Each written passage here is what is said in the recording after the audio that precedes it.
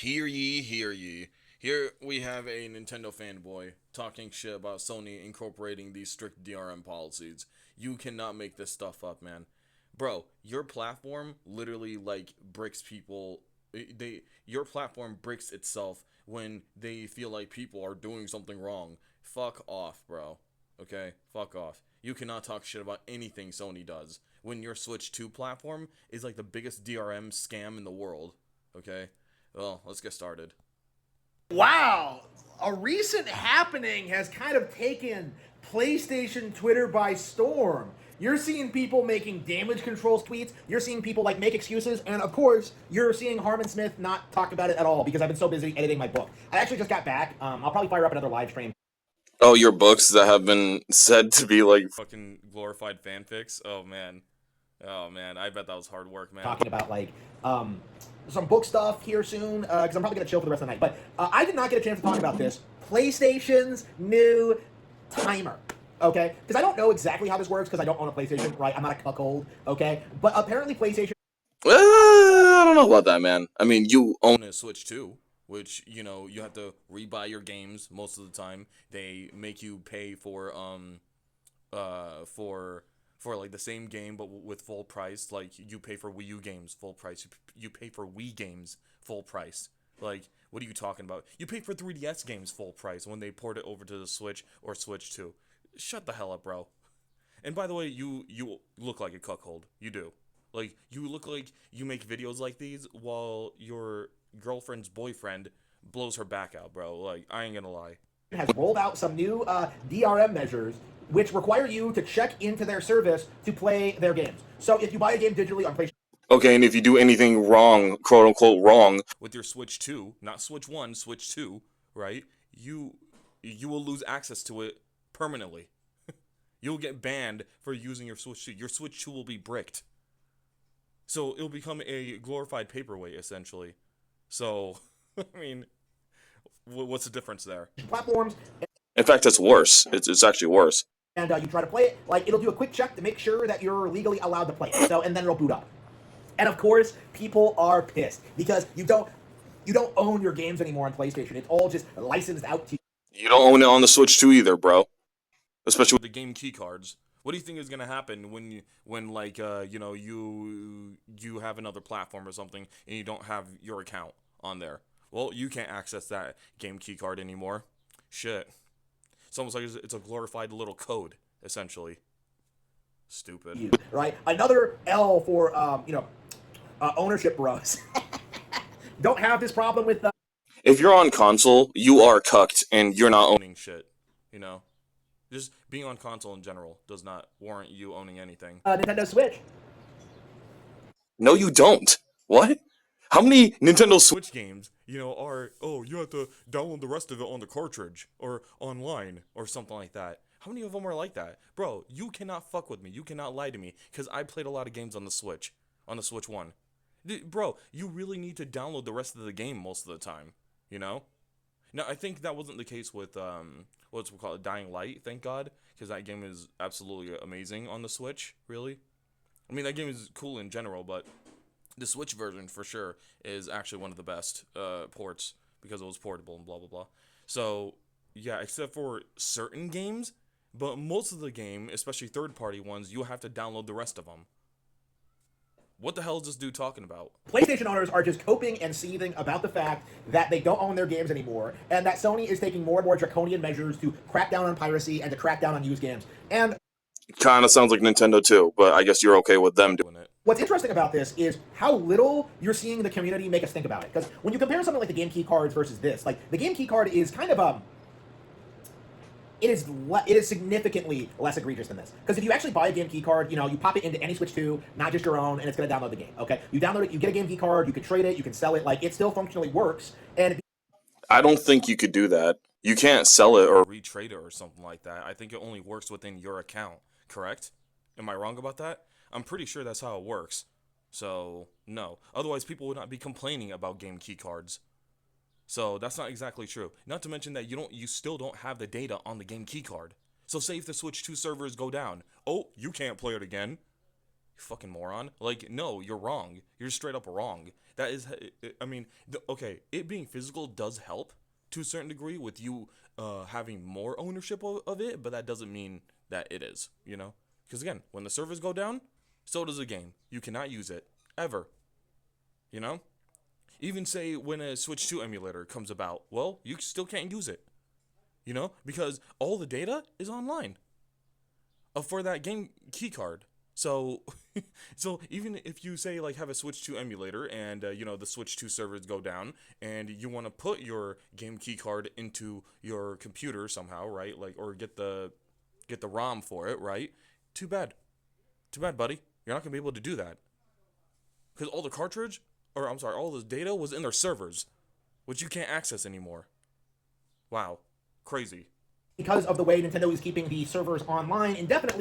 I'm sorry, which you wouldn't be able to access anymore. It'll probably work for decades, okay? You know, for comparison's sake, you can still buy old digitally purchased games on your Wii, right? You can't buy new ones, but you can buy games that you'd previously bought and downloaded onto your console, okay? Like, you know, the Wii, you know, a console that launched in 2007. So, and what about the Wii U, where all the Wii games were on there? Or not all the Wii games, but you know what I mean? What about the Wii U digital shop? If it wasn't for modders and hackers, we wouldn't be able to access most like the Wii U eShop anymore or the 3DS eShop, dumbass. So yeah, you're kind of actually explaining why it's Nintendo is just as bad, if not worse, in this category. For this.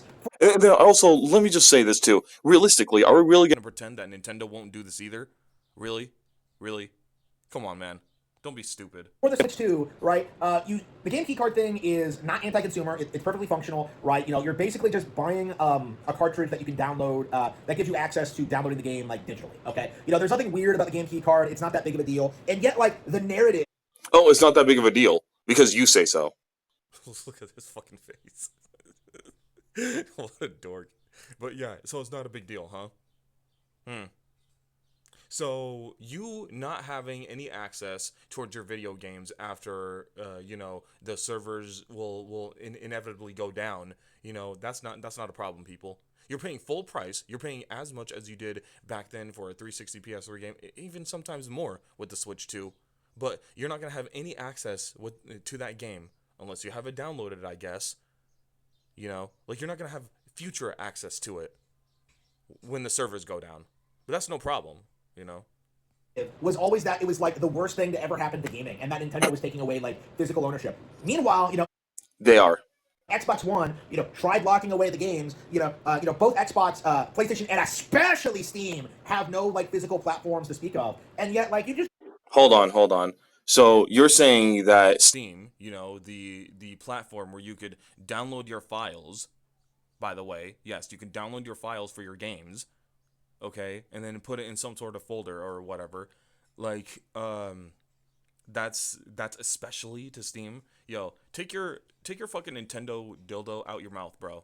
Take that Nintendo dildo out your mouth. You don't know what the fuck you're talking about. You don't even do anything on PC. Shut the fuck up, bro.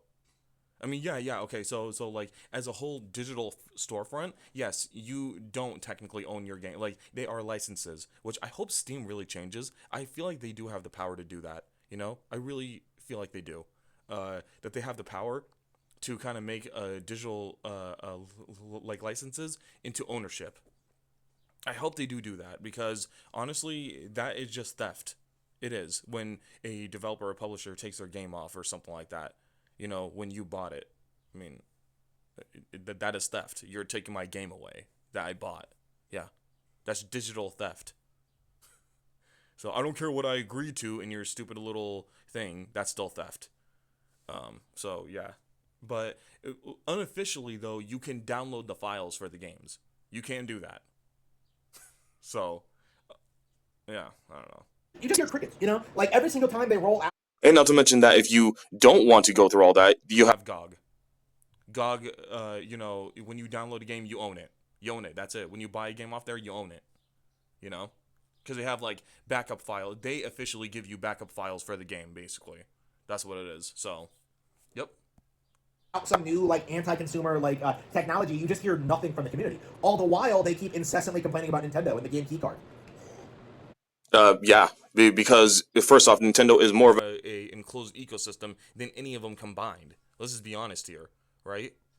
So like, oh, you think that you could play your Nintendo games on PC? Well, you can if you do it unofficially, but without pissing off Nintendo? Nope, nope. You have to buy their games on their shitty platforms, and God forbid if you buy the game, but you have a Switch emulator to play the game better. No, fuck you. They want to make more money off of you. So the only way for you to play, quote unquote, play your Switch games better, your Switch One games better, is if they make some dog shit overpriced port, you know, to overpriced Switch 2 port. You cannot make this shit up, man. It's positively disgusting, and I really wonder at what point this is going to completely implode. Because we're seeing like controversy after controversy after controversy hitting PlayStation, and yet the community is just like dead silent. Okay, you know, one of the reasons I probably didn't take the time to talk about this. And every time Nintendo does something, you motherfuckers are dead silent too. And also, can I just say this real quick? Just because that Sony and Microsoft is doing it, that doesn't make it okay for Nintendo to do it. Like, this motherfucker is giving any excuse out the book for Nintendo to do stuff. It's like, it's ridiculous. It's not like it wasn't that big of a deal, you know, like. This guy's ridiculous, the man. Worst case of DRM implemented in any gaming console ever since the Xbox One. It just goes ignored in the industry. It goes ignored in the community because you're not allowed to criticize PlayStation. You're not allowed to criticize the big boys. You're not allowed to criticize the Sony. Is this idiot kidding me? Everyone criticizes everyone but Nintendo. Are you fucking insane? Has this guy what does he think this is the Wii days again? Is this guy retarded? Dude, everyone is getting shit except for Nintendo. What are you talking about? Nintendo doesn't get enough shit sometimes. Oh my god, this guy lives in fucking La La Land, man. They are the sacred cow. When they made the $80 Mario Kart World, how much shit do you think, you know, that they would get if EA did that, if Activision did that? You know, you would get a bunch of loser Redditors all the time being like, "What? That's not good." Which, you know, it's not. But it's like when Nintendo does it, if Sony does it, if their precious little Japanese companies do it, these fucking loser simps say nothing about it. They say nothing. Nothing at all. Wow.